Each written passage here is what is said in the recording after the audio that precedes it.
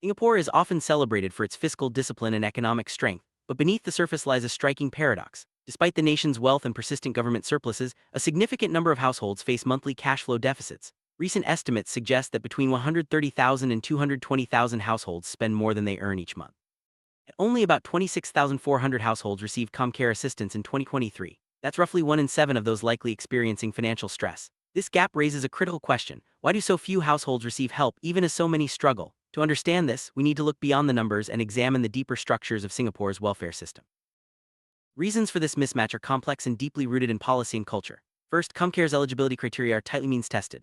Only those below strict income and asset thresholds qualify, which excludes many near poor or working poor families. For example, owning an HDB flat or having CPF savings can make a household appear wealthy on paper, even if they're cash poor in reality. Second, there's a strong cultural stigma around seeking public aid.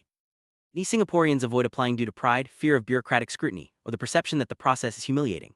Third, ComCare's short-term design, typically 3 to 6 months of aid, means many who need recurring help drop out between cycles. Finally, the policy philosophy emphasizes self-reliance and family support first, with state aid as a last resort. All these factors combine to keep official assistance numbers low, even as financial distress remains widespread. The heart of this issue is Singapore's fiscal philosophy. The government saves while families borrow. The state runs large surpluses and invests globally but maintains strict discipline on social spending. Meanwhile, households carry rising private debt and often lack disposable cash. Critics like Liang Shihayan argue that this creates a paradox of plenty, a nation rich enough to help everyone yet structured to help as few as possible.